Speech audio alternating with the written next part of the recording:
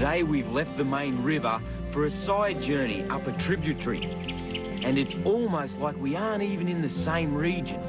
The bird and plant life is completely different from what we found in the main channel. This looks more like crocodile territory than most of the area we've explored so far. A duck we found struggling in the water looks like it's been injured. And Terry's years of working in veterinary clinics won't let her pass an injured animal. It wouldn't have had a chance if we'd let nature take its course.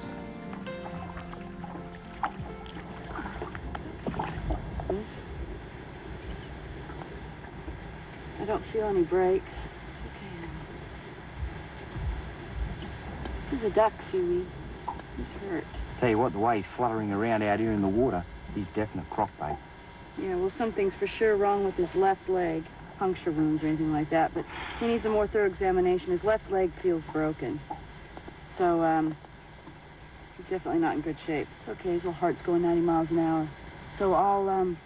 Let's stick him in one of these camping bags. Yeah, let's secure him where he doesn't have to see us or the dog, and then get him back to camp for help. Okay.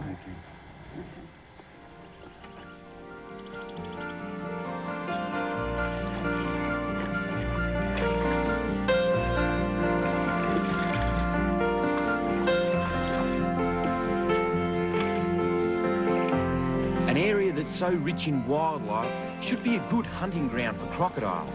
So we'll go ashore here to check for nests. But while we're looking, Terry finds something else. I've just discovered a little something in the dirt here. Appears to be a bit of a shell, so I thought I'd take the chance to examine it. This is obviously a tortoise shell that's probably been washed up after the turtle died. The part that's been exposed has been in the sun, so it's all bone, and the rest still has some tissue on it. If you cut a tortoise's shell, it will actually bleed. There is flesh above the bone.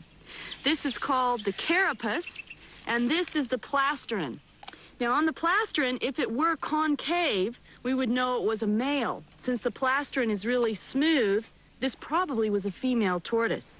It's impossible to guess how old the tortoise was, although it's a large shell, so this could be an animal that was over 50 years old.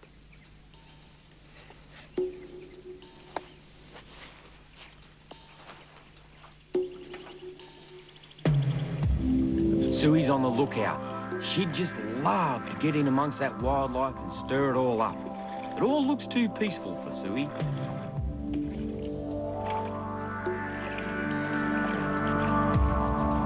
The last time Steve came through here, he found it was inhabited by a large female croc.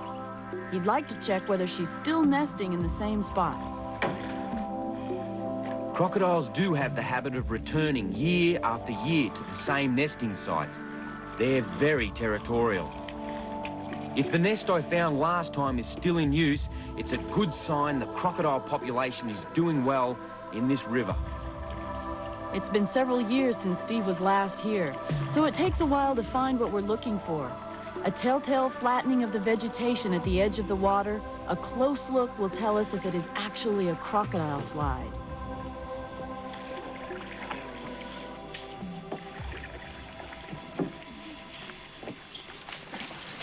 Okay, Right?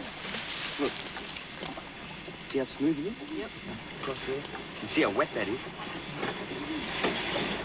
Wet. Okay. Oh, thanks. Can I follow it up?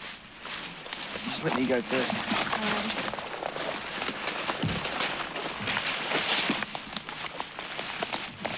See, look at that. What a distinct path going straight up through here. The scary thing about going up a crocodile slide is that you're very likely to find a crocodile at the end of it. We just don't know whether she's at home, out in the water, or maybe even hiding to one side of the path. These rivers have enormous rises and falls from season to season, and even from day to day during heavy rain. So the female croc sometimes has to go a long way to make sure her nest doesn't wash away in the next heavy downpour and flood. What have you done? Have a look at this. This is what we want to see. This is perfect. Absolutely perfect. Look. Look, look, look. Look at this. Baby croc. He's hatched out of here, judging by these other eggs. They've hatched out. See how this is all torn apart?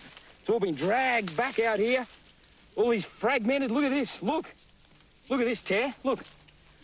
The babies have hatched out. This is brilliant. This is really, really good.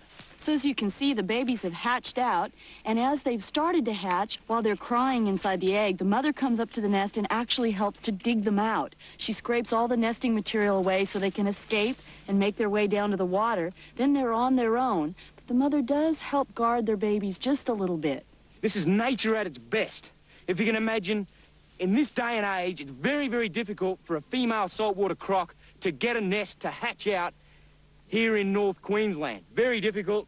You've got pigs, all sorts of predators, flood conditions, and here it is, proof that they've hatched out. This is beautiful, absolutely beautiful.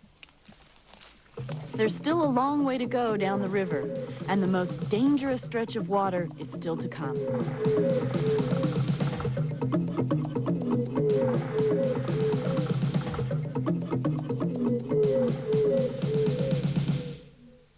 The rapids up ahead are a dangerous part of our journey.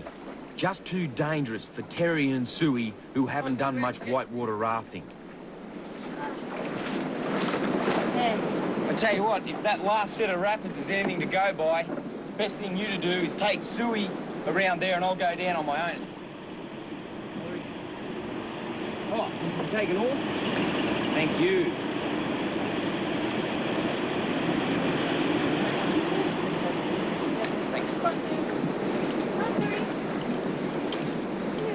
Even for Steve, it's not going to be easy. He hasn't been down this section of river before, and the boat is really too small for whitewater rafting on rapids like the ones he's about to face. It would seem to make more sense to carry the boat around and put it in further downstream. But the path Terry and Suey have to take is too narrow for a boat.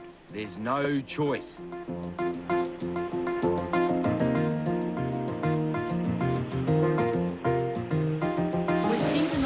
There's a lot to worry about.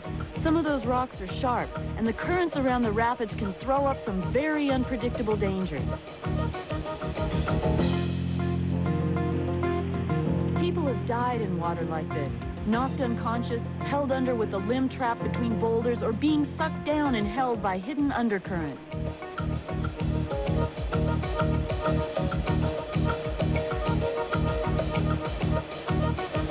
Wow, that was like being